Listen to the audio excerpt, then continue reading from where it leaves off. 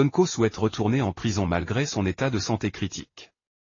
Le leader de l'opposition sénégalaise M. Ousmane Sonko vient de boucler au total 55 jours de grève de la faim depuis son arrestation à son domicile, après 55 jours de séquestration par l'État du Sénégal sous le silence assourdissant des dignitaires religieux-aphones et de la communauté internationale qui a toujours assumé le rôle de garant des droits civils et politiques ainsi que des droits et libertés démocratiques. Depuis sa reprise de la grève de la faim, la détérioration de son état de santé s'est accélérée et il est à craindre le pire. Tout laisse croire que l'État qui a jeté le masque, dévoilant sa véritable nature réfractaire aux lois qu'il viole avec arrogance et mépris à l'égard des citoyens sans aucun respect à l'endroit de dignes et loyaux magistrats.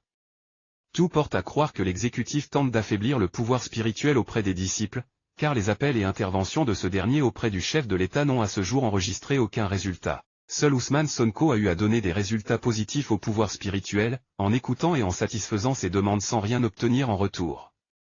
L'homme politique qui a une alternative de gouvernance a si enduré et souffert d'injustice, a encore foi au peuple sénégalais qui aspire au changement et continue à subir une violence d'État, avec des arrestations arbitraires et des abus de qualification juridique qui ôtent au juge gardien des libertés, toute liberté d'appréciation et maîtrise de ses dossiers sur la détention provisoire. Point n'est besoin de polémiquer sur le comportement hors la loi de l'État du Sénégal qui s'est illustré avec son refus d'exécuter les décisions de justice, jugement des Ziguinchor dont le recours devant la Cour suprême et les délais de recours ne sont pas suspensifs, ordonnant la réinscription de Ousmane Sonko sur les listes électorales, refuse d'enrôler à nouveau le dossier Adji Raby Sarr pour juger Ousmane Sonko en violation avec allégresse la loi.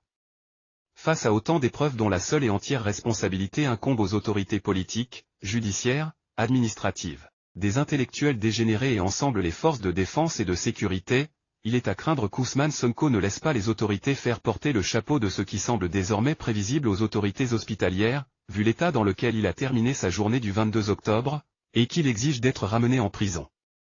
Le degré profond d'ancrage de la démocratie et de l'état de droit, ne laissait nullement présager que le machiavélisme et le cynisme d'un groupuscule de personnes pouvaient réussir par la manipulation des textes de loi. Le bruit des bottes et la trahison de leur serment de gens de justice, a causé autant de mal et de dégâts qui ont sapé les fondements des institutions devenues moribondes.